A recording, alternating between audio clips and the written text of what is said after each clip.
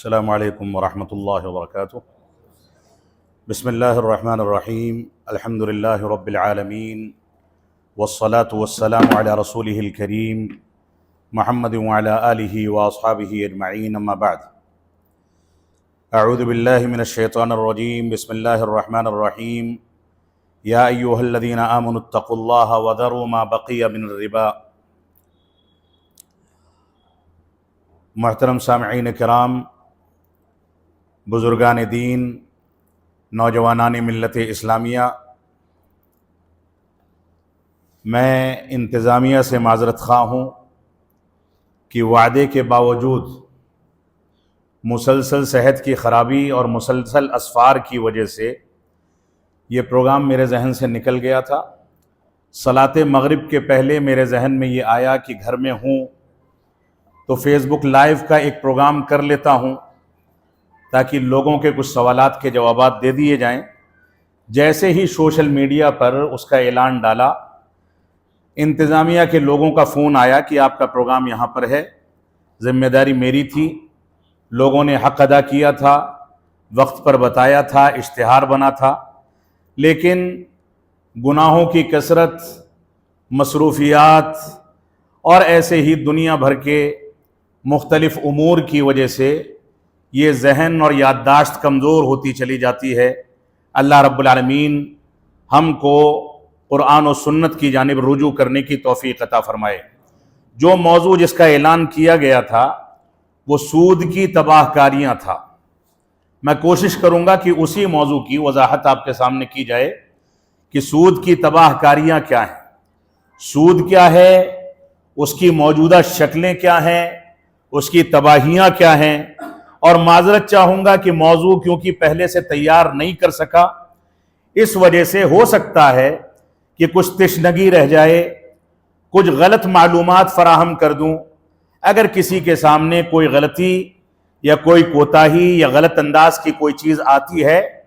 تو آپ کو اختیار ہے، آپ اس کی اصلاح کر سکتے ہیں۔ اللہ رب العالمین ہم کو قرآن و سنت کے مطابق چلنے کی توفیق عطا فرمائے۔ اللہ رب العالمین نے اور رسول اکرم صلی اللہ علیہ وسلم نے سود کی تباہیوں کے بارے میں بہت سارے مقامات پر امت اسلامیہ کو متنبہ کیا ہے، ڈرایا ہے، اور سود کے بارے میں جس تفصیل کے ساتھ اسلام ہم کو متنبہ کرتا ہے، وارننگ دیتا ہے، وہ تفصیل عام طور سے دوسرے گناہوں کے بارے میں نہیں ملتی ہے۔ جیسے شراب کے بارے میں، نشہ آور چیزوں کے بارے میں تفصیلی بات رسول اکرم صلی اللہ علیہ وسلم نے فرمائی ہے کہ شراب پینے والے پر، پلانے والے پر، شراب کو بنانے والے پر، اٹھا کر کے مارکیٹ میں سپلائی کرنے والے، اس کے لیے مختلف انداز کی چیزیں فراہم کرنے والے، ان سب پر رب کائنات کی لعنت ہے۔ اتنی تفصیلی لعنت عام طور سے دوسرے گناہوں کے بارے میں اللہ رب العالمین نے یا رسول اکرم صلی اللہ علیہ وسلم نے نہیں فرمائی، لیکن سود کے بارے میں بہت تفصیل کے ساتھ اللہ رب العالمین نے اور رسول اکرم صلی اللہ علیہ وسلم نے لعنت بھیجی ہے۔ جیسا کہ ابھی ناظم اجلاس نے ابتدا میں کہا کہ سود کا ادنا سے ادنا درجہ، چھوٹا سے چھوٹا گناہ یا سود کی معمولی سی قباحت یہ ہے کہ انسان گویا اپنی ماں کے ساتھ زنا کرے۔ اس سے آپ سود کی قباحت اور سود کی برائی کا اندازہ کر سکتے ہیں۔ تو سود کے بارے میں رسول اکرم صلی اللہ علیہ وسلم نے ارشاد فرمایا، صحیح بخاری اور صحیح مسلم کی روایت ہے، فرماتے ہیں اجتنبوا السبع الموبقات، 7 ہلاک کرنے والی چیزوں سے بچو۔ ایسے 7 گناہ جو انسان کو تباہ کر کے بالکل نیست و نابود کر دیتے ہیں، ایسے 7 گناہ جو تباہی کا باعث ہیں، ان سے بچو۔ گناہ تو چاہے چھوٹا ہو یا بڑا ہو، انسان کی زندگی میں فساد پیدا کرتا ہے، کہیں نہ کہیں انسان اس کی وجہ سے خسارہ اٹھاتا ہے، اور خسارہ اٹھائے نہ اٹھائے، اس سے کم خسارہ کیا ہوگا کہ وہ اللہ رب العالمین کو ناراض کر دیتا ہے، اس کی رضامندی سے دور ہو جاتا ہے۔ تو سود کے قباحت کے بارے میں رسول اکرم صلی اللہ علیہ وسلم نے صحیح بخاری اور صحیح مسلم کی اس روایت میں جو تفاصیل ذکر کی ہیں ان میں سے ایک چیز سود بھی ہے۔ اللہ کے نبی صلی اللہ علیہ وسلم فرماتے ہیں اجتنبوا السبع الموبقات، 7 ہلاک کرنے والی چیزوں سے تم لوگ بچو، پرہیز کرو، دوری اختیار کرو۔ قالوا وما ہن یا رسول اللہ، صحابہ اکرام نے پوچھا کہ اللہ کے نبی صلی اللہ علیہ وسلم وہ 7 چیزیں کیا ہیں، آپ بتا دیں تاکہ ہم ان سے بچ سکیں، ان سے دوری اختیار کر سکیں، پرہیز کر سکیں، ان کا بائیکاٹ کر سکیں، ان سے اجتناب کر سکیں۔ تو اللہ کے نبی صلی اللہ علیہ وسلم نے فرمایا الشرک باللہ، سب سے زیادہ برائی والا گناہ، سب سے زیادہ تباہی والا گناہ جو انسان کو اسلام سے بھی خارج کر سکتا ہے، وہ گناہ، سب سے پہلا گناہ جس کا تذکرہ تباہی کے ضمن میں کیا گیا، وہ فرمایا الشرک باللہ، اللہ رب العالمین کے ساتھ کسی کو شریک ٹھہرانا، چاہے اس کی ربوبیت میں، چاہے اس کی الوہیت میں، چاہے اس کے اسماء و صفات میں۔ شرک چاہے شرک اکبر ہو یا شرک اصغر ہو، شرک کی کوئی بھی قسم ہو، وہ انسان کے لیے تباہی کا باعث ہے۔ اور اس کے بعد فرمایا والسحر، جادو ٹونا، جادو ٹونا یہ بھی تباہی والے گناہوں میں سے ایک گناہ ہے۔ جادو ٹونا کیا چیز ہے؟ آج کے دور میں سود خوری اور ایسے ہی حرام خوری یہ بھی جادو ٹونے تک پہنچنے کا ایک ذریعہ بن چکا ہے۔ جادو ٹونا موجودہ دور میں نئی نئی مروجہ شکلوں میں مسلمانوں کے درمیان رواج پا رہا ہے، چاہے وہ رقیہ شرعیہ کے نام پر لوگوں کو بیوقوف بنا کر کے غلط انداز سے پیسہ کمانے کا کام ہو، یا راقی اجنبی خواتین کو ہاتھ لگا کر کے ان کے اوپر دم کرنے کے بہانے سے حرام کاموں کو انجام دے، یہ بھی جادو ٹونے کی ایک شکل ہے۔ تعویذ گنڈا ہے اور تعویذ گنڈے پر کھینچی گئی لکیریں ہیں، اور اس کے علاوہ بے شمار شکلیں ہیں جو آج مزاروں کے راستے سے، قبر پرستوں کے راستے سے اور شرک باللہ کے راستے سے مسلمانوں میں داخل ہو کر کے سحر کی شکل اختیار کر کے جادو ٹونے کی مختلف شکلوں میں مسلمانوں کے درمیان موجود ہیں، اور مسلمانوں کے پورے خاندان اس کی وجہ سے تباہی کے دہانے پر پہنچ گئے۔ بیٹا باپ پر جادو کرتا ہے، باپ حسد میں پڑ کر کے بیٹے اور اپنی بیوی اور اپنے بچوں کی ماں پر جادو کر دیتا ہے، خاندان ٹوٹ جاتے ہیں، تباہ ہو جاتے ہیں۔ تو اس سے بڑی تباہی کچھ نہیں ہو سکتی۔ تو سب سے بڑی تباہی شرک باللہ، اور اس کے بعد فرمایا السحر، اور پھر فرمایا وقتل النفس التي حرم اللہ الا بالحق، کسی نفس کو قتل کرنا جس کے قتل کو رب کائنات نے حرام کیا ہے مگر کسی حق کی وجہ سے، یعنی کسی نے کسی کو قتل کر دیا تو قتل کے بدلے اس کا خون حلال ہے، اس کو قتل کیا جا سکتا ہے۔ اور ایسے ہی کسی نے اسلام لانے کے بعد کفر کا اعلان کر دیا تو اس کی گردن مار دی جائے گی، کیونکہ مرتد کی سزا یہی ہے۔ لیکن ان سزاؤں کی تنفیذ کے لیے کسی شخص کو اپنے طور پر کسی کو سزا دینے کا اختیار نہیں دیا گیا ہے۔ یہ اسلامی حکومت کا کام ہے کہ اسلامی حکومت عدالتوں میں اس کے بارے میں قرآن و سنت کے مطابق فیصلے کرے گی، اور اس کے بعد جلاد کو حکم دیا جائے گا اور وہ اس سزا کی تنفیذ کرے گا۔ یہ حاکم کا اختیار ہے، عوام کا اختیار نہیں ہے۔ تو تیسرا جرم جو تباہی کا باعث ہے وہ بغیر کسی حق کے کسی کو قتل کرنا۔ اور اس کے بعد چوتھا جرم بتایا گیا وَأَكْلُ الرِّبَا، سود کھانا۔ سود کھانا یہ بھی تباہی کا باعث ہے، جیسا کہ چوتھے نمبر پر اس روایت کے اندر ذکر کیا گیا۔ اور آگے فرمایا وَأَكْلُ مَالِ الْيَتِيمِ وَالتَّوَلِّي يَوْمَ الزَّحْفِ، کہ مال جو یتیم کا ہے، یتیم جو بے سہارا ہوتا ہے، جس کے پاس قوت و طاقت نہیں ہوتی، جو دوسروں کے سہارے کے تحت چلتا ہے، جو دوسروں کی مدد کے تحت زندگی گزارتا ہے، اس یتیم کو جو مظلومیت کی زندگی گزار رہا ہے، اس کے مال کو کوئی غصب کر لے، یہ بھی تباہی کا باعث ہے۔ اور اس کے بعد فرمایا وَالتَّوَلِّي يَوْمَ الزَّحْفِ،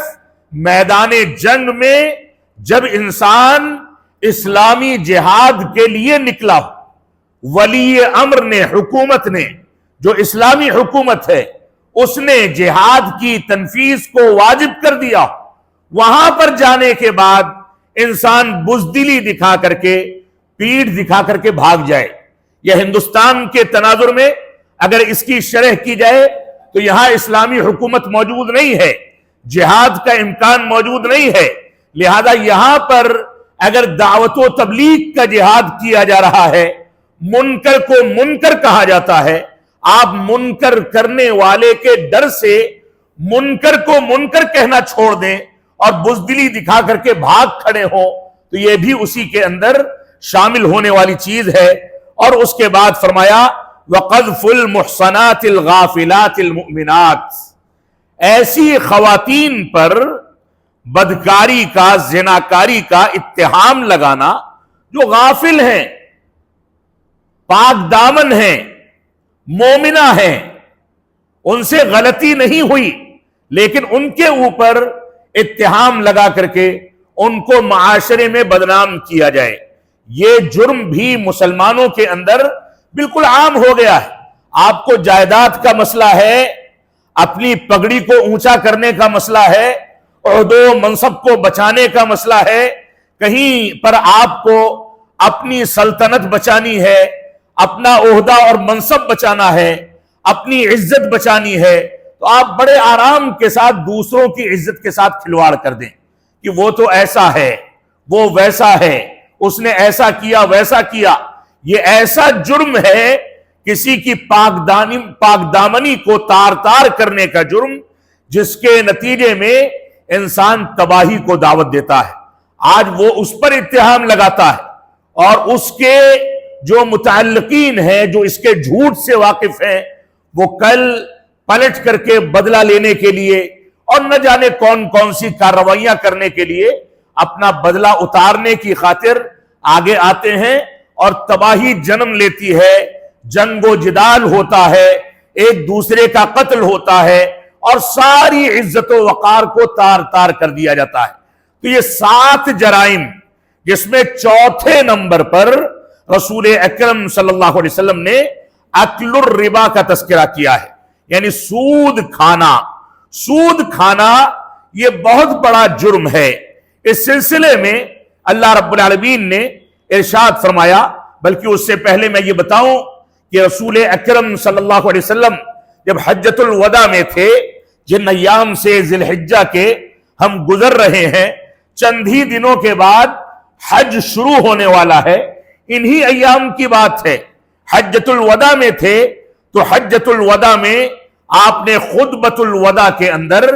اپنے خطبے کے اندر آپ اونٹنی پر سوار تھے، اور لاکھوں صحابہ کرام سن رہے تھے۔ اونٹنی جغالی کر رہی تھی، اور اس کی جھاگ نیچے بیٹھے ہوئے ایک صحابی رسول کے اوپر گرتی تھی۔ بعض یہودیوں نے طنز کر دیا کہ اگر یہ آیت کریمہ جو حجۃ الوداع میں الیوم اکملت لکم دینکم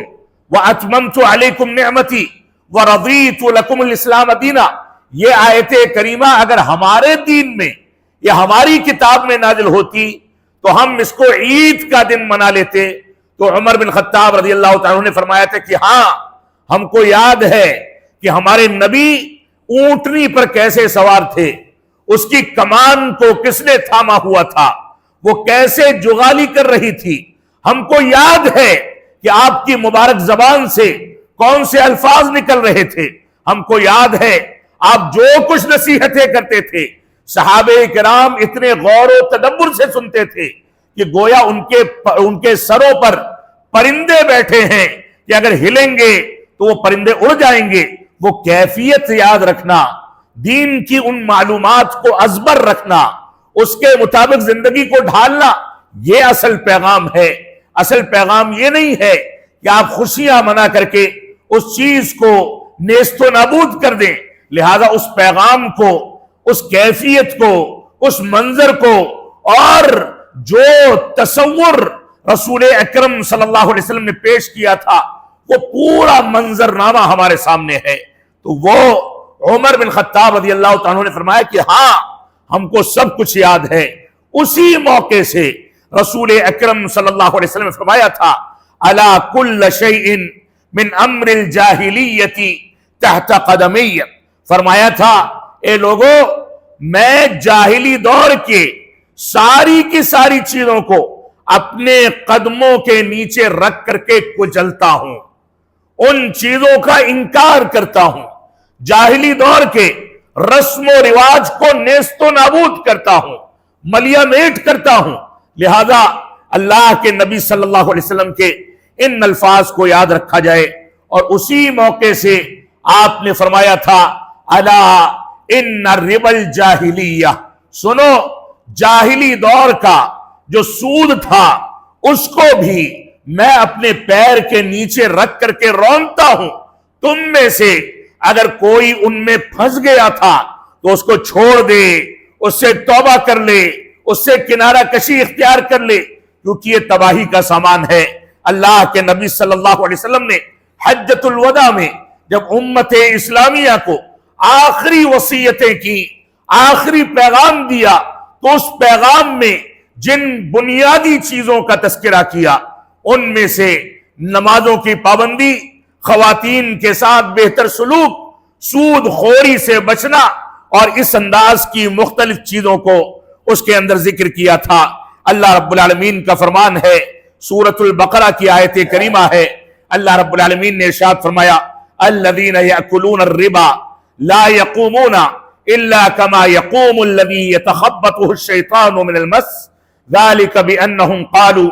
انما البیع مثل الربا واحل اللہ البیع وحرم الربا فمن جاءہ موعظۃ من ربہ فانتہى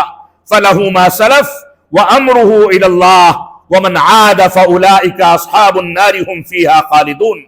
یمحق اللہ الربا ویربی الصدقات واللہ لا يحب كل کفار اثیم. سورۃ البقرہ میں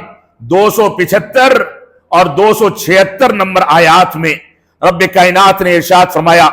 جو لوگ سود کھاتے ہیں لا یقومون الا کما یقوم الذی یتخبطہ الشیطان من المس،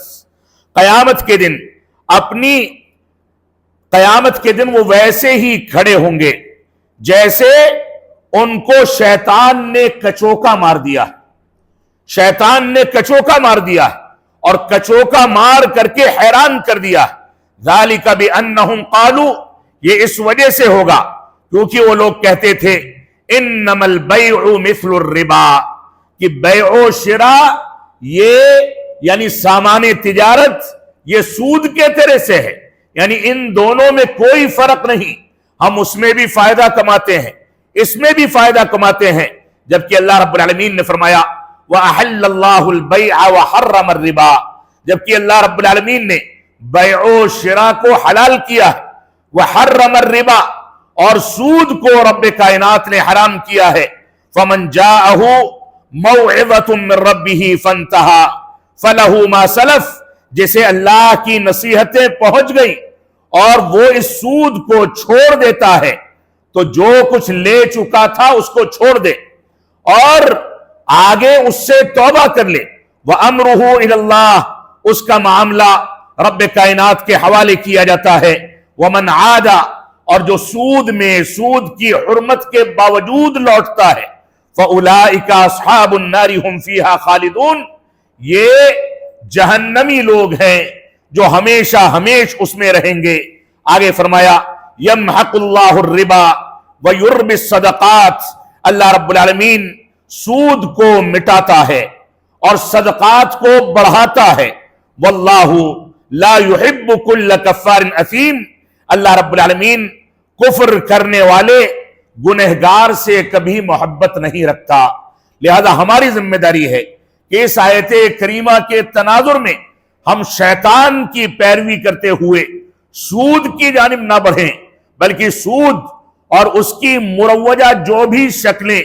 موجودہ دور میں پائی جاتی ہیں ان چیزوں سے اپنے آپ کو بچائیں۔ موجودہ دور میں بینک کا لون ہے، چاہے آپ گھر بنانے کے لیے لون لیں، تعلیم کے لیے، پڑھائی کے لیے لون لیں، اور ایسے ہی ہیوی ڈپوزٹ پر جو مکانات لیے جاتے ہیں، اور ایسے ہی بینکوں کے اندر آپ کے پیسے پر جو سود کا اضافہ ہوتا ہے، یا جو بھی مروجہ شکلیں ہیں مارکیٹ کے اندر بے شمار شکلیں اس کی آ گئی ہیں کہ آپ پیسہ لگائیں آپ کو اتنا بڑھ کر کے ملے گا، نفع کے آپ مالک ہوں گے، نقصان میں آپ شامل نہیں ہوں گے۔ یہ صورتحال سود کی ہے۔ موجودہ دور میں تجارت کی بے شمار ایسی قسمیں موجود ہیں کہ آپ شیئر بازار میں انویسٹمنٹ کر دیں، پیسہ لگا دیں، آپ کو فائدہ ملے گا۔ اگر کمپنی ڈوب بھی گئی تو آپ کو آپ کا اصل مال کم از کم واپس کر دیا جائے گا۔ اس بات کی ضمانت اس ایگریمنٹ کے اندر موجود ہوتی ہے۔ اسلام اس کی اجازت نہیں دیتا۔ امانت داری کی بنیاد پر ایک آدمی سلیپنگ پارٹنر بن سکتا ہے، وہ گھر بیٹھے اپنا مال کسی کمپنی میں لگا سکتا ہے۔ شرط یہ ہے کہ جس پروڈکٹ پر،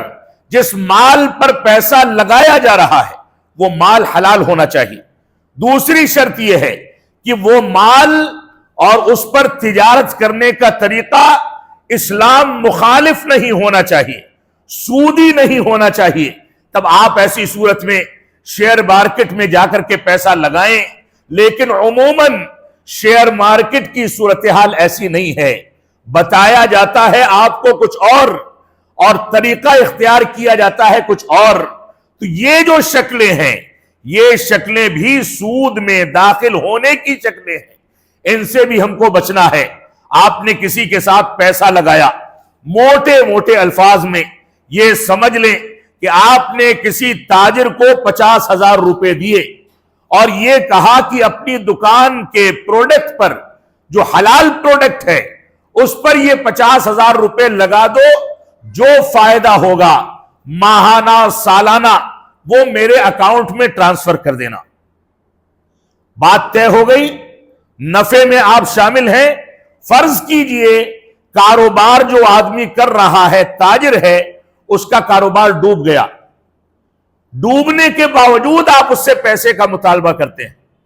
یہ آپ کے لیے جائز نہیں ہے۔ دونوں کا نفع اور نقصان دونوں میں شریک ہونا یہ واجب ہے۔ اس وجہ سے امانت دار تاجر، ایماندار تاجر جو امانت داری کے ساتھ کاروبار کرتا ہے اس کو تلاش کریں، اس کے ساتھ کاروبار کریں، تاکہ وہ امانت داری کے ساتھ نفع آپ کو دیتا رہے، اور نقصان ہو تو آپ اس کے ساتھ کھڑے رہیں، پھر سے کاروبار اٹھے گا تو پھر سے دونوں فائدہ کمائیں گے۔ یہی وجہ ہے کہ امانت دار تاجر کی رسول اکرم صلی اللہ علیہ وسلم نے تعریف کر رکھی ہے۔ فرمایا کہ قیامت کے دن میں اور امانت دار تاجر اس طریقے سے ہوں گے جیسے یہ دو انگلیاں آپس میں قریب قریب ہیں، ان کے درمیان کوئی چیز نہیں، ویسے میرے اور امانت دار تاجر کے درمیان کوئی چیز نہیں ہوگی۔ تو یہ کاروبار اسی امانت کی بنیاد پر، آپسی معاہدے کی بنیاد پر، اسلامی حدود اور اسلامی شرائط کی بنیاد پر، سود سے پاک ہونے کی بنیاد پر، حلال پروڈکٹ کی بنیاد پر یہ کاروبار آگے چلتا ہے۔ تو سود سے بچنا اور سود کی مروجہ شکلوں سے بچنا یہ ہماری ذمہ داری ہے۔ عبداللہ بن مسعود رضی اللہ تعالیٰ عنہ فرماتے ہیں کہ اللہ کے نبی صلی اللہ علیہ وسلم نے فرمایا کہ لعن رسول اللہ صلی اللہ علیہ وسلم آکل الربا وموکلہ وکاتبہ وشاہدیہ وقال ہم سواء۔ صحیح مسلم کی روایت ہے کہ اللہ کے نبی صلی اللہ علیہ وسلم نے لعنت بھیجی سود کھانے والے پر، سود کھلانے والے پر، سود کو لکھنے والے پر، سود کی گواہی دینے والے پر، اور فرمایا ہم سوا، گناہ میں، جرم میں یہ سب کے سب برابر ہیں، جرم میں کوئی کسی سے کم نہیں ہے۔ لہذا سود کو کھانا، سود کھلانا، سود پر گواہی دینا، سود کے حساب کتاب کو لکھنا، سود خوری کرنا، یہ سارے کے سارے تباہی کے جرم ہیں۔ اس سے بچنا ہماری ذمہ داری ہے، جیسا کہ اس روایت سے بالکل واضح ہو جاتا ہے۔ اسی روایت کی بنیاد پر علماء کا متفقہ فیصلہ ہے کہ کوئی ایسا ادارہ یا کوئی ایسا بینک جو سودی بنیادوں پر ڈھانچہ کھڑا کرتا ہے، سودی بنیادوں پر چلتا ہے، جس کے اندر سود کی بنیادوں پر پورا اسٹرکچر کھڑا کیا جاتا ہے، اس طرح کے ادارے میں نوکری کرنا، ایسے بینکوں میں نوکری کرنا، یہ بھی حرام ہے۔ اس سے بھی مسلمانوں کو پرہیز کرنا چاہیے، کیونکہ وہاں اگر مسلمان بیٹھے گا تو سود پر گواہی دے گا، سود کو لکھے گا، لین دین پر معاون ثابت ہوگا، اور وہ اس لعنت کے اندر شامل ہو جائے گا۔ اس وجہ سے ہمیں اس سے بچنا چاہیے۔ اللہ رب العالمین ہم کو قرآن و سنت کی پیروی کرنے کی توفیق عطا فرمائے۔ سود کی بہت ساری شکلیں رسول اکرم صلی اللہ علیہ وسلم نے قرآن و سنت کے اندر ذکر کی ہیں۔ ان شکلوں کی تفصیل کی جانب تو میں ابھی نہیں جا سکوں گا، لیکن اتنا ضرور کہوں گا کہ سود کو آپ سمجھ لیں کہ سود کیا چیز ہے، کیا بلا ہے۔ سود سے بچنا اور اس کی قباحت کو سمجھنا ہمارے لیے ضروری کیوں ہے؟ سود کی تعریف دراصل یہ ہے کہ کسی چیز کو بڑھانا، ربا کہتے ہیں جس چیز میں اضافہ ہوتا ہے، زیادہ ہونا، یہ سود کی لغوی تعریف ہے۔ اور اصطلاحاً شریعت کی زبان میں اگر اس کی تعریف کی جائے تو کسی کو اس شرط کے ساتھ رقم یا کوئی چیز ادھار دینا کہ واپسی کے وقت وہ کچھ رقم زیادہ لے گا۔ کسی کو آپ پیسہ دیں یا کوئی سامان دیں اور یہ کہیں کہ میں اس کو جب واپس لوں گا، یہ ادھار جب تم مکمل کرو گے، واپس کرو گے، تو میں ایک کے بجائے دو یا اضافہ کر کے واپس لوں گا۔ یہ سود کی مختصر تعریف ہے۔ موجودہ دور میں یا ماضی میں عربوں میں جو سود مروج تھا، وہ سود یہ تھا کہ جو سرمایہ دار ہوتے تھے ان کے پاس لوگ کچھ پیسہ رکھ دیتے تھے یا ان سے کچھ پیسہ لے لیتے تھے ادھار، اور اس کے بعد جو وقت متعین ہوتا تھا کہ اتنے دنوں میں آپ کو یہ پیسہ واپس دینا ہے۔ اگر پیسہ لینے والا وہ پیسہ ان دنوں میں واپس نہیں کر پاتا تھا تو جیسے جیسے ایام زیادہ ہوتے تھے اس پیسے میں اضافہ ہوتا چلا جاتا تھا۔ مثال کے طور پر ایک آدمی نے ایک سرمایہ دار سے 50 روپے قرض کے طور پر لیے اور 50 دن کی مدت متعین ہو گئی۔ یہ ہوا کہ 50 دنوں میں تم یہ پیسے واپس کر دینا، چاہے ایک مشت، چاہے یومیہ 1 روپے کے حساب سے واپس کرنا۔ اگر ناغہ ہو گیا یا آپ ایک مشت واپس نہیں کر سکے تو سرمایہ دار 51ویں دن جیسے ہی مدت گزرتی تھی اس پر یومیہ 1 روپیہ 2 روپیہ جو بھی ہوتا تھا مروجہ طریقہ، اس طریقے سے اضافہ کرتے تھے۔ نتیجہ کیا ہوتا تھا؟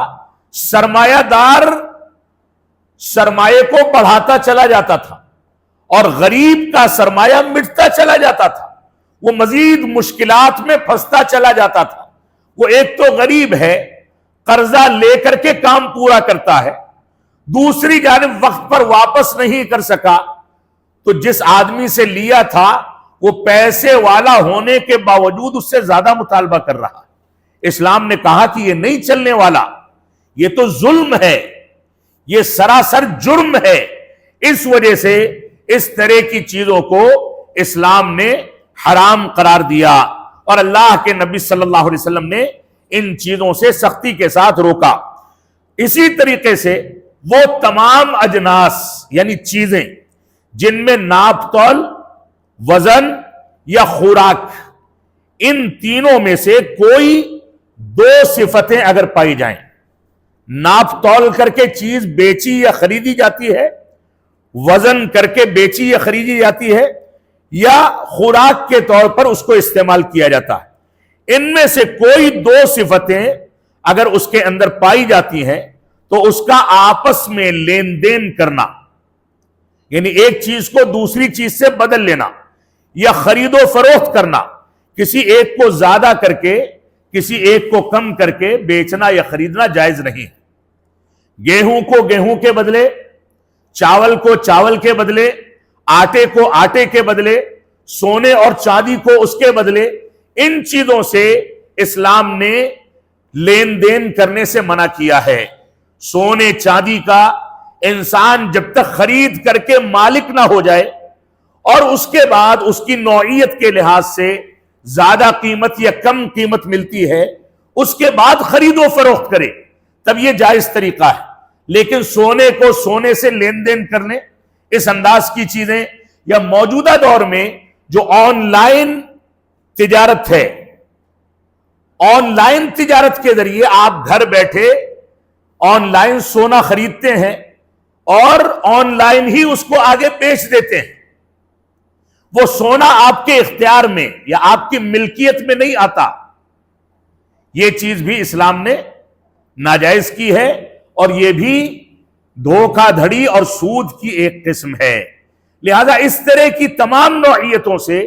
تمام تفاصیل اس کی ہیں، جن تفاصیل میں اس وقت نہیں جا سکتا، ان چیزوں سے بچنا ہماری ذمہ داری ہے۔ اللہ رب العالمین نے فرمایا انما اموالکم واولادکم فتنہ، اے لوگوں سنو،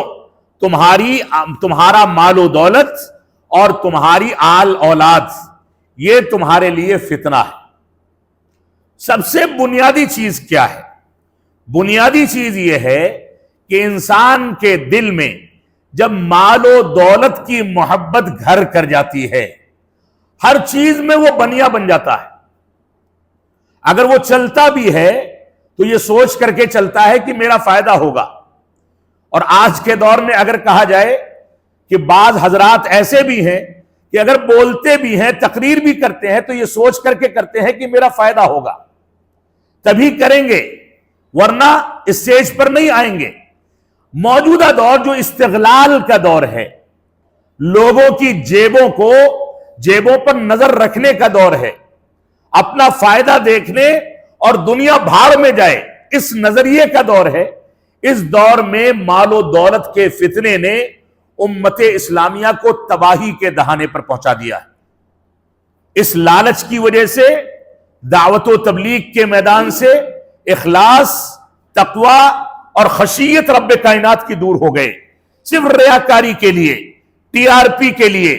لوگوں کو سمیٹنے کے لیے، بھیڑ جمع کرنے کے لیے ان چیزوں کو بھی انجام دیا جاتا ہے۔ تو رب کائنات نے سورہ تغابن کی اس آیت کریمہ میں واضح کر دیا کہ لوگوں سنو، تمہارا مال و دولت اور ایسے ہی تمہاری اولاد، یہ تمہارے لیے اگر غلط طریقے سے ان چیزوں کا استغلال کرتے ہو تو یہ چیزیں تمہارے لیے فتنہ ہیں، لہذا ان فتنوں سے بچو۔ اور یہ سود خوری جو ہے، یہ اسی مال کا ایک ایسا فتنہ ہے، جب انسان مال و دولت میں دیوانہ ہو جاتا ہے تو ہر جانب سے فائدہ کمانے کے لیے حلال و حرام کی تمیز کو کنارے کر دیتا ہے، اور یہیں سے شیطان رجیم کو آگے بڑھنے اور اس کے اوپر حملہ کرنے کا موقع ملتا ہے۔ پھر وہ حرام خوری سے سود خوری تک اس کو لے کر کے جاتا ہے۔ ترمذی کی ایک صحیح روایت ہے، اللہ کے نبی صلی اللہ علیہ وسلم نے ارشاد فرمایا لِكُلِّ أُمَّةٍ فِتْنَةٌ وَفِتْنَةُ أُمَّتِي الْمَالِ، فرمایا ہر امت کا ایک فتنہ رہا ہے، ہر امت کا ایک فتنہ رہا ہے۔ بنو اسرائیل کا فتنہ، یہودیوں کا فتنہ، نصرانیوں کا فتنہ، کسی کا فتنہ خواتین کو بتایا گیا، کسی کا فتنہ کچھ بتایا گیا، کسی کے ہاں سود خوری تھی، کسی کے ہاں کچھ اور تھا۔ امت محمدیہ کا فتنہ جو ہے یہ مال کو بتایا گیا۔ یہ مال کا فتنہ اتنا خطرناک ہے کہ جب یہ مال ہوتا ہے تو انسان خواتین کے فتنے میں بھی پہنچ جاتا ہے، جب یہ مال ہوتا ہے تو سود خور بھی ہو جاتا ہے، جب یہ مال ہوتا ہے تو دوسروں کے سینے پر چڑھ کر کے حرام خوری کرنے کا ہنر بھی وہ سیکھ جاتا ہے۔ جب یہ مال ہوتا ہے تو کہاں سے آئے کہاں سے رکے اس بات کی پرواہ کیے بغیر انسان سارا استغلال کر کے مال و دولت کے ذریعے دنیا کمانا چاہتا ہے۔ تو اللہ کے نبی صلی اللہ علیہ وسلم پر ہمارے ماں باپ، ہمارا مال و دولت، ہمارا سارا کا سارا سرمایہ قربان جائے۔ آپ نے 1400 سال پہلے متنبہ فرما دیا لِكُلِّ أُمَّةٍ فِتْنَةٌ وَفِتْنَةُ أُمَّتِي الْمَالِ، کہ ساری امتوں کا ایک فتنہ ہے اور میری امت کا فتنہ یہ مال ہے، لہذا مال کے فتنے سے اپنے آپ کو بچاؤ۔ اللہ کے نبی صلی اللہ علیہ وسلم فرماتے ہیں، صحیح بخاری کی ایک روایت ہے کہ لَيَأْتِيَنَّ عَلَى النَّاسِ زَمَانٌ، لوگوں کے اوپر ایک ایسا زمانہ آنے والا ہے، لا یبالی المرء، جس میں کوئی شخص کوئی آدمی اس بات کی پرواہ نہیں کرے گا بما اخذ المال، کہ مال کہاں سے لیتا ہے، امن الحلال ام من الحرام، کیا وہ مال حلال کا ہے یا حرام کا ہے، اس بات کی پرواہ نہیں کرے گا، صرف مال اس کو چاہیے۔ یہ صحیح بخاری میں رسول اکرم صلی اللہ علیہ وسلم کی پیشین گوئی ہے۔ لہذا ہمیں سود کی مختلف شکلوں سے، سود کی مختلف قسموں سے، جو حرام کمائی کے ذریعے سود تک پہنچانے والے جو راستے ہیں، ان سے اپنے آپ کو بچانا چاہیے۔ اللہ رب العالمین ہم کو قرآن و سنت کی پیروی کرنے کی توفیق عطا فرمائے، اور اس بات کی توفیق عطا فرمائے کہ ہم قرآن و سنت کے مطابق زندگی گزار سکیں۔ اب عبداللہ بن حنظلہ رضی اللہ تعالیٰ عنہ فرماتے ہیں، کہتے ہیں کہ اللہ کے نبی صلی اللہ علیہ وسلم نے ارشاد فرمایا، درہم ربا یأکلہ الرجل وہو یعلم اشد من 36 زنیۃ، فرمایا احمد کی روایت ہے اور دارقطنی کی، علامہ البانی رحمت اللہ علیہ نے مشکات المصابیح کی تخریج میں اس کو صحیح قرار دیا۔ فرمایا عبداللہ بن حنظلہ رضی اللہ تعالیٰ عنہما نے، کہتے ہیں کہ اللہ کے نبی صلی اللہ علیہ وسلم فرماتے ہیں، ربا کا یعنی سود کا 1 درہم، یا ہم اپنی اصطلاح میں کہیں کہ سود کا 1 روپیہ، یأکلہ الرجل، جس کو انسان کھاتا ہے، وہو یعلم، اور وہ جانتا ہے کہ یہ سود کا ہے، اشد من 36 زنیۃ، فرمایا یہ 63 بار 36 بار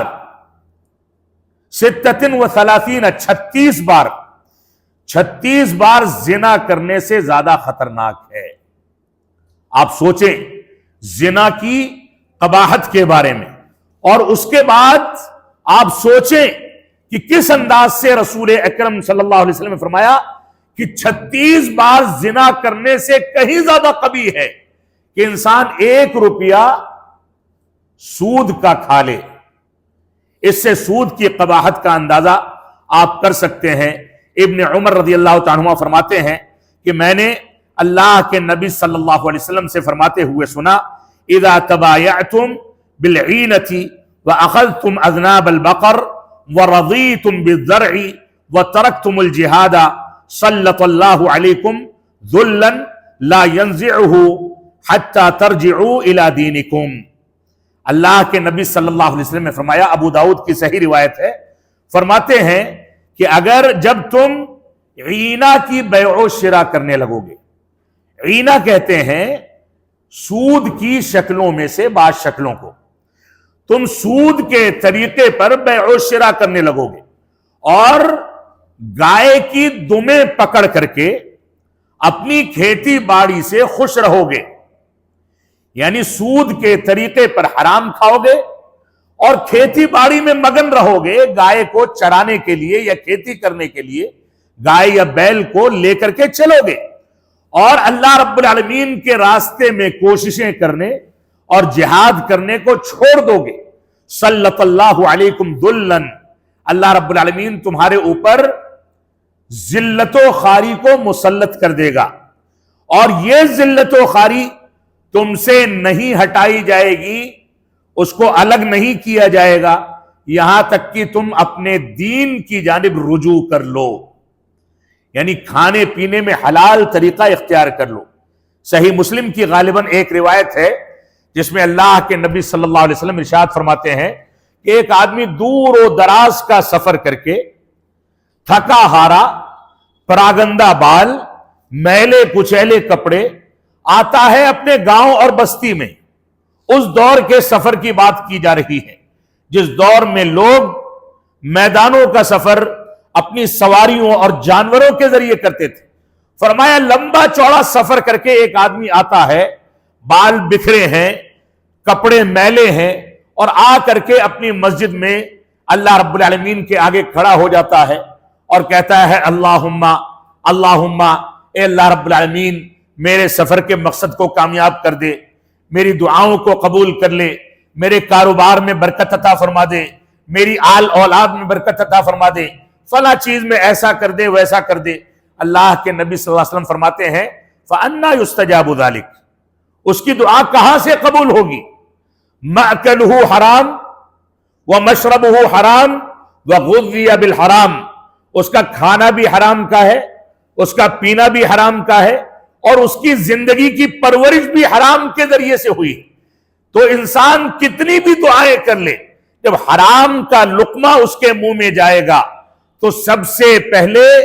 اس کے نتیجے میں اس کی عبادات کی قبولیت ختم ہو جائے گی، اس کی دعائیں قبول نہیں ہوں گی۔ حرام کا سب سے بڑا نقصان یہ ہے کہ انسان کتنا بھی رو لے، گڑ گڑا لے، رب کائنات اس کی دعاؤں کا کوئی اعتبار نہیں رکھتا ہے۔ اس وجہ سے ہمیں حرام خوری سے بچنا چاہیے، اور چھے جائے کہ یہ حرمت سود خوری کی شکل میں اختیار کی جائے تو آپ سوچیں کتنی بڑی لعنت کی بات ہے۔ عبداللہ بن مسعود رضی اللہ تعالیٰ فرماتے ہیں الربا بضع و70 بابا، فرماتے ہیں کہ ربا جو ہے یہ 70 سے زیادہ شاخیں رکھتا ہے، 70 سے زیادہ قسمیں ہیں، اور موجودہ دور میں اگر آپ گنیں گے تو یقیناً اس کی بہت ساری شکلیں ہیں۔ تو فرمایا والشرک، اور والشرک مثل ذلک، اور اسی جیسا جو گناہ ہے وہ جو سود خوری جیسا ایک گناہ، یہ اللہ رب العالمین کے ساتھ شریک ٹھہرانا ہے، یعنی شرک بھی سود خوری جیسا ایک گناہ ہے۔ اس روایت میں شرک سے سود خوری کو موازنہ کر کے اس کی قباحت کا تذکرہ کر دیا گیا ہے۔ عبداللہ بن مسعود رضی اللہ تعالیٰ فرماتے ہیں الربا، ایک دوسری روایت میں الربا 73 بابا، ربا کے یعنی سود کے 73 سے زیادہ دروازے ہیں یا قسمیں ہیں۔ ایسرھا، اور اس میں سب سے ہلکا دروازہ یا سب سے ہلکی قسم یہ ہے کہ مثل ان ينكح الرجل امه، سب سے ہلکا درجہ یہ ہے کہ انسان اپنی ماں کے ساتھ نکاح کر لے یا زنا کر لے، شرط الشیخین یعنی صحیح بخاری اور صحیح مسلم کی شرط پر، یہ حاکم کی روایت ہے جو صحیح ہے۔ عبداللہ بن مسعود رضی اللہ تعالیٰ عنہ نے ایک اور جگہ پر ارشاد فرمایا ذکر حدیثا عن النبی صلی اللہ علیہ وسلم، اللہ کے نبی صلی اللہ علیہ وسلم سے ایک حدیث ذکر کرتے ہیں، اور اس میں فرماتے ہیں ما ظہر فی قوم الزنا والربا الا احلوا بانفسهم عذاب اللہ، حاکم کی صحیح روایت ہے۔ کہتے ہیں اس روایت میں کہ جب بھی کسی قوم میں زنا اور ربا، زنا اور سود جب بھی کسی قوم میں ظاہر ہو جاتے ہیں، یعنی عام طور سے کھلم کھلا زنا کیا جاتا ہے، زنا تک پہنچنا آسان ہو جاتا ہے، اور ہر آدمی سود کو نئی نئی شکلوں میں اختیار کر کے اس کا استعمال کرتا ہے، تو فرمایا جب بھی کسی قوم میں زنا کاری یا سود خوری یہ ظاہر ہو جائیں گے الا احلوا بانفسهم، تو اس قوم والے اپنے لیے حلال کر لیتے ہیں اللہ رب العالمین کے عذاب کو، ان کے لیے رب کائنات کا عذاب حلال ہو جاتا ہے۔ اب چاہے وہ تیز و تند ہواؤں کے ذریعے عذاب میں مبتلا کیے جائیں، زلزلے کے ذریعے تباہ کیے جائیں، سیلاب کے ذریعے تباہ کیے جائیں، یا کوئی دوسری شکل ہو، قحط سالی ہو،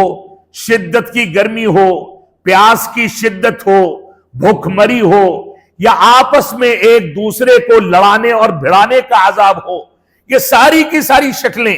جن عذاب کے شکلوں سے ہم گزر رہے ہیں، میں سمجھتا ہوں کہ ان دو خرابیوں کو مسلمانوں نے اپنے لیے جائز کر لیا ہے، جس کے نتیجے میں مسلم محلوں میں آپ جائزہ لیتے چلے جائیں کہ عذاب کی کون سی ایسی شکل ہے جو مسلم محلوں کے اندر آج رواج نہ پا رہی ہو، یا اس چیز کو رب کائنات نے ہمارے لیے ہمارا مقدر نہ بنا دیا۔ لہذا ہماری ذمہ داری ہے کہ ہم ان چیزوں سے بچیں۔ آپ دیکھیں، اگر کوئی آدمی سود کھاتا ہے، سود کھلاتا ہے، سود پر گواہی دیتا ہے، سود کو لکھتا ہے، یہ سب کے سب برابر ہیں۔ اس قسم کی چیزوں میں ملوث لوگ سب سے زیادہ کس چیز کا نقصان اٹھاتے ہیں؟ پہلا نقصان تو یہ ہے کہ وہ اللہ رب العالمین کی رحمت سے محروم ہو جاتے ہیں، اللہ رب العالمین کی رحمت سے محروم ہو جاتے ہیں۔ صرف محروم نہیں ہوتے بلکہ رب کائنات نے قرآن مجید میں یہ واضح کر دیا کہ جو سود کو نہیں چھوڑتا وہ گویا اللہ اور اس کے رسول سے اعلان جنگ کرتا ہے، اعلان جنگ کرتا ہے۔ سود کی خرابی کے بارے میں آپ سمجھیں کہ کتنی بڑی خرابی ہے، کتنی بڑی قباحت ہے، کتنی بڑی تباہی ہے کہ سود کو جان بوجھ کر کے اختیار کرنے والے گویا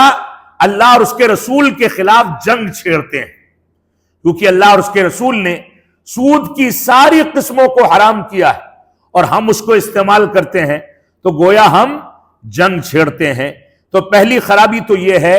کہ ہم رب کائنات کی رحمت سے محروم ہو جاتے ہیں اور اللہ اور اس کے رسول کے خلاف جنگ چھیڑتے ہیں۔ دوسری خرابی یہ ہے کہ اجتماعی جرم ہے، یہ اجتماعی جرم ہے، پورے معاشرے کو توڑ کر کے رکھ دیتا ہے۔ اس میں کبھی بھی ایک آدمی ملوث ہو کر کے اس جرم کو انجام نہیں دیتا، کہیں نہ کہیں اس کی چین اور اس کی جڑیں ایسے پھیلتی ہیں کہ 1 سے 2، 2 سے 3، 3 سے 30، 30 سے 300 اور دھیرے دھیرے پورا معاشرہ اس کی قباحت میں اور اس کی خرابی میں جکڑتا چلا جاتا ہے اور پورا معاشرہ تباہی کے دہانے پر پہنچ جاتا ہے۔ سود کی ایک خرابی یہ ہے کہ سود کھانے والا، کھلانے والا، اس کو لکھنے والا، اس پر گواہی دینے والا، اس کا تعاون کرنے والا، یہ سب کے سب جرم میں برابر ہیں۔ یہ بھی سود کی ایک خرابی ہے۔ سود کی ایک خرابی یہ بھی ہے، جیسا کہ خلاصے کے طور پر دوران درس اس چیز کا تذکرہ کیا گیا کہ زنا اور ربا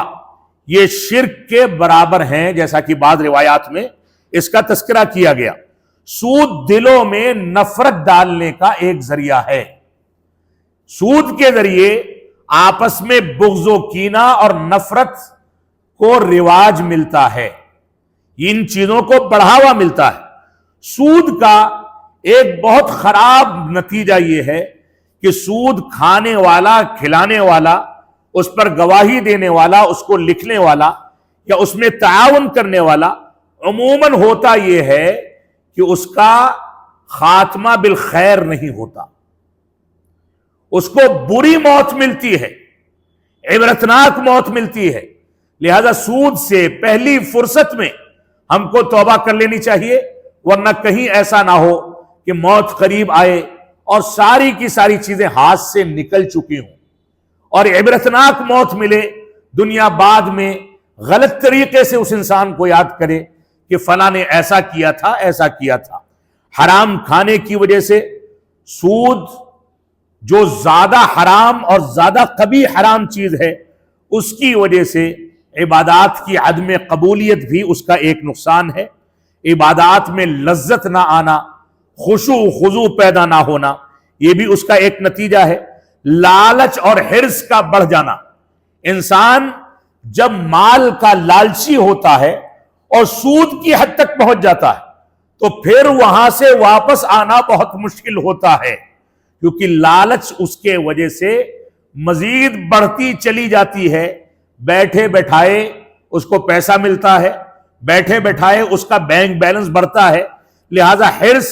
اور لالچ کے نتیجے میں وہ پھر واپس امانت داری کے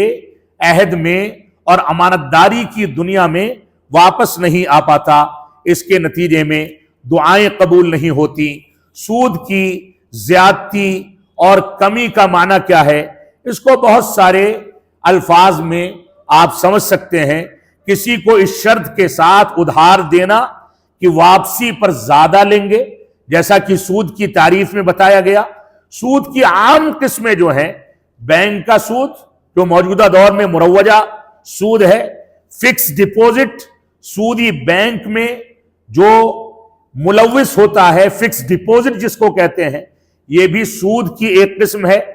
5 سال یا متعین مدت میں اتنا سود ملے گا یا اتنا بڑھ جائے گا یا اتنا مقرر رہے گا، جو فکس ڈپوزٹ کے اندر 5 سالہ مدت ہوتی ہے، یہ چیز بھی سود کی ایک قسم ہے۔ لائف انشورنس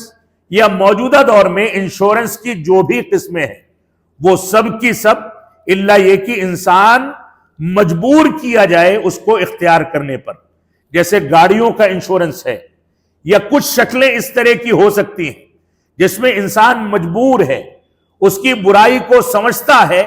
پھر بھی قانوناً اس کو لینا ہے، تو وہاں مجبور ہے۔ ورنہ اصل یہ ہے کہ انشورنس کی، بیمہ کی ساری شکلیں یہ سود کی شکلیں ہیں۔ سود کی رقم کے استعمال کا ایک مسئلہ جو بنیادی مسئلہ ہے، اس کا تذکرہ کر کے میں خطاب کو ختم کرنا چاہوں گا کہ اگر ہم بینک میں موجودہ ماحول میں اگر بینک میں سیونگ اکاؤنٹ کھولتے ہیں، اس بات کو سمجھ لیں کہ بعض لوگ یہ سمجھتے ہیں کہ کرنٹ اکاؤنٹ اگر ہم کھولیں گے تو سود نہیں ملے گا، لیکن حقیقت یہ ہے کہ سود اس میں ہم کو نہیں ملتا، لیکن اس پیسے سے بینک سودی فائدہ اٹھاتا ہے، اور سیونگ اکاؤنٹ میں بینک سودی فائدہ اٹھاتا ہے اور کچھ حصہ ہم کو دیتا ہے۔